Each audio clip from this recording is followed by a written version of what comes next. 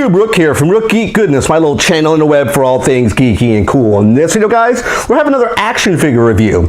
A figure I knew that was coming out many months ago. I believe it was the end of 2018 up until the beginning of 2019. One of my favorite two characters in the Marvel continuity, Marvel Cinematic comic book universe, that of course being Gambit, Remy LeBeau. A really awesome character who's a thief in New Orleans, part of the X-Men team, and he's a mutant, has the ability to release the kinetic energy inside any object he touches. This is a really cool figure. There's a lot of high points with this figure and a lot of low points we got to talk about as well. Now, if you're not familiar, this character was created back in 1990 by well-known superstar writer Chris Claremont and phenomenal artist Jim Lee. They made Gambit. How do I know that? Well, his first appearance is Uncanny X-Men number 266, this book right here. I talked about it on the stream recently. I talked about every single time I mentioned this character. He looks sort of like a bag lady. Jim Lee did not draw this particular issue. He drew issue number 267, which was another second appearance of Gambit comic. That was Jim Lee's full, really design of that character, and his powers don't work the same way that we know and love now. With that being said, I want to do a full breakdown of this figure, part of the Caliban wave. I want to do a full breakdown. In the breakdown segment, we're talking about the packaging as a whole. We're talking about the paint, articulation, and of course, the accessories, very key point of this figure, and conclude and final thoughts for you, the viewer. Should you actually pick up the Marvel Legends Gambit figure? Stay tuned, guys. We'll go into a breakdown. Alright, guys, we're in a breakdown segment looking at the Marvel Legends 6-inch Gambit figure. And the very first thing we always do in the breakdown segment is look at the packaging as a whole and everything that packaging showcases off. First thing we look at is the top here, which says Collect and Connect Caliban. Gambit is part of the Caliban wave, but it does not come with a Collect and Connect part to build Caliban, which may be a good thing or a bad thing depending on your viewpoint. For me, it's a good thing because I didn't worry about building Caliban. I just wanted the Gambit figure. If you go across the top here, we have Marvel Legends logo, a nice window box display of the Gambit figure that you can see within, the accessories all around the figure. It looks really good as well. On the bottom here, you have the X-Men logo, which is part of that particular team, and it says Gambit at the bottom, and the Hasbro logo right there. On this side, we have a nice piece of art of Gambit, and on this side here, same piece of art. On the top, we have a nice X-Men logo right there. And on the back, showcases the character, a little write-up, a little blurb in different languages. Nice picture of artwork there, and all the characters that were needed to build the Caliban figure, which you see across here. Now, if you notice, the Gambit figure here does not have a number listed to correspond to him because he's not needed to build Caliban, as I mentioned. So let's get this figure out of package and continue the breakdown segment. Alright, guys, we have a Gambit figure out of packaging. The very first thing we do when we take a figure out of packaging is look at the paint, design, articulation. First, let's look at the paint and design, sort of in combination with this figure. The design of the head sculpt looks really good. This screams Gambit to me, literally right off the comic pages from the early 90s to action figure form. This is how I remember Gambit when I read the Uncanny books back when I was much younger. The hair is, of course, brown in color. He has the black headgear and the dark sunken eyes that we know for Gambit. Pulling the figure back a little bit here, he has this brown trench coat running through the entire figure. The arms here, if you notice, are really not part of the trench coat per se. It just painted brown paint to cover his arms to give the illusion as a full solid piece of a trench coat. It is rubbery material through this entire trench coat, at least from the middle portion and this bottom portion here, but it looks really cool. It looks as a really cool design for Gambit. I believe what they've done with this is they took the original Multiple Man, Jamie Madrox, and retooled the trench coat to work for Gambit, as it's because it's painted instead of being a piece of hard plastic or rubber material, so it would not hinder any of the articulation. Smart idea for Marvel and Hasbro. Great design choice. Now, if we open the trench coat a little bit, you'll see the purple chest piece here. It is articulated. There is articulation with this chest piece, and it's painted and sculpted as a brand new design piece. This buck here, this portion is brand new parts. The top here, perfect example, it's right off the comic for Gambit. He has this sort of blue piece here that's sort of hashed. That's how it looks in the comics. Again, purple armor here, the purple piece right here for the near the groin piece.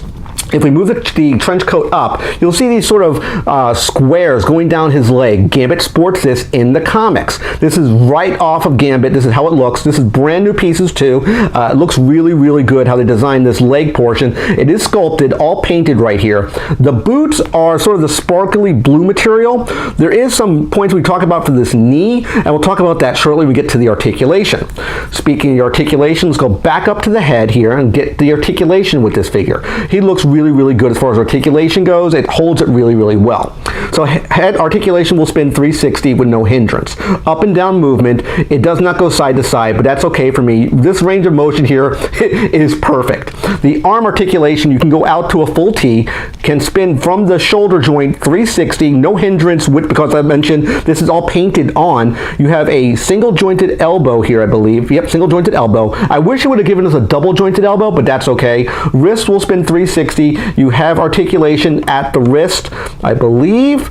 No, yep, you have articulation at the wrist. It can go up and down with this particular wrist. The other arm here, same level of articulation. The wrist will go up and down as well, in and out here.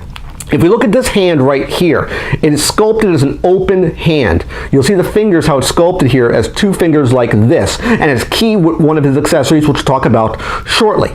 Now, if we open up the arms here, as I mentioned, the chest piece here, there is a chest joint, so you can get a good level of articulation of movement back and forward. Again, no hindrance with the trench coat. I like how it looks. Now, if we move the trench coat up, you will get you can spin him at the waist, 360, with no hindrance from the trench coat. Again, I like that. Again, no hindrance, spins with no problem. Again, the cut looks really weird. If you spin him here and move the trench coat up, you will get a weird looking cut here. That's how most action figures look if you get them off of kilter. It will look a little funny, so just bear that in mind. Now, if we go down to the bottom of the figure here, this is where it gets really weird.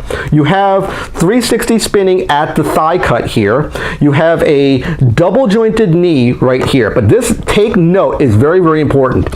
When this knee pad slides, you have a purple peg on this side, you have a blue peg on the bottom of the leg here. The problem is this knee joint right here is extremely thin, and it has a lot of give. See it swimming a lot. Be very careful, guys, of this knee joint. If you put too much pressure, you could snap the knee joint off. I don't know if you could put it back in place where repeg it might fall out. Be very careful of this knee joint when you move that knee up. 360 on the calf, and you have up and down movement of articulation on the foot. As far as getting articulation, you can get a kick. You can get a really high kick out of Gambit here. So you can get some really dynamic poses with this figure. The amount of articulation on this figure is very staggering. You can get a lot of really cool poses with this figure. Now, let's talk about accessories. Alright guys, let's talk about accessories now, but first let's take Gambit out of the shot and just talk and look at the accessories. First and foremost is this silver staff, or grayish color gunmetal staff. This of course is one of Gambit's traditional weapons that we have him in the comics. He carries around a collapsible staff, like let's say Robin for DC. Very similar sort of weapon here. It looks really good. I'll showcase some really cool poses you can get with Gambit with this staff. He looks really awesome holding this particular weapon. Now, I didn't mention it before, but he has a closed fist right here, which is what he holds his staff with. That's what's designed to hold the staff. This hand here is not removable. You can get some really good poses I mentioned before, as you just saw with this staff. Next, let's take a look at probably the weakest accessory for Gambit is this piece here, which you'd think would be the strongest accessory he has. In my opinion, it's the weakest, because this piece right here is a full pink or purplish piece of plastic designed and painted like a hand. This hand has been painted onto this purple piece of plastic, and it gives you the effect of the cards being thrown. The problem is the swish effect is only going in one direction, which is going this way, in this direction towards the, which would be going my left, your right. It's going in a weird direction, and these effects here, these card effects, don't have any detail on them. To me, I don't think that's right. You need to have them look like cards. So to have him have this effect, this hand here, the open fingered hand like this, is removable. You simply pop the hand out, and you pop the hand in. This peg here, I think, would be a problem, because I think it might eventually pop loose. It does go in really well, but the problem you run into is when you use this hand, there is no more articulation. There is no articulation point with this hand, so you can't bend it in any way to get any cool effect off of. And that's part of the problem, what I see with this figure. You can't really do anything really cool, like with the whipping effect of the hand, because the way it's designed and sculpted, cards are not arcing out long enough and the swoosh I think should have been going the other direction. Instead of going in this fashion, I thought it'd be going in this fashion away, but I don't know why they designed it this way. To really get the effect for this, you probably have to have him kneeling down, or like maybe one knee to whip the cards up. That's how I see this effect being used. I don't think it's a great effect. I think it's a bad misstep for Hasbro. They could have did something majorly cool with this effect. It just doesn't work with me for some reason. Taking the piece off now, we'll talk about possibly the coolest effect for this figure. Here's a nice little snap there. And that's this piece right here. This sort of energy card with the energy coming off the card itself. Again, the biggest problem here is there's no design for the card. It doesn't look like a playing card. It's not sculpted like a playing card. But what you can do with this is something very, very cool. You simply plug the card into his fingers, so you get this sort of effect right here. This, to me, makes and sells this figure through and through. This is how I'm probably going to display the figure with his staff in his hand, but this looks so cool to me. This screams Gambit through and through. Just the open fingers where you can put that card in looks awesome. This is why I highly recommend getting the Marvel Legends Gambit figure. And with that being said, let's go to final thoughts and wrap up this video. Alright guys, final thoughts on the Marvel Legends 6-inch Gambit figure, part of the Caliban wave. I really, really like this figure. A lot of really cool points for this figure. They literally took a character from the comic book world and designed them in the action figure realm. Looks absolutely awesome to get this particular figure into my collection. Of course, I picked it up a couple weeks ago in a toy hunt at my local Walmart, about $18, $19 US. And the really cool thing about this figure is a lot of new parts for him. A brand new head sculpt that we've never seen before. They redesigned Multi-Man's trench coat, so now you have full range of motion, not being hindered by the cape or the coat. Looks really, really good. I love the new chest piece they did for him. Great articulation, great design, great tooling, great paint. Looks awesome. The legs, new design as well. You have those weird purple squares, which Gambit showcases off in the comics all the time. Again, those knees are a bit sketchy to me. There's a little bit too much play there. You could possibly break the knee joint if you're not careful. Be extremely careful with those knees. Of course, the accessories are what really shines for this figure for the most part. The staff I love. I love that silver staff, which of course is right here, still in the packaging. Looks really, really good. I sort of call it like the Goldilocks accessory here because it's not too much paint, not overly painted. It's that just right paint for what you want for a staff. Looks really, really good.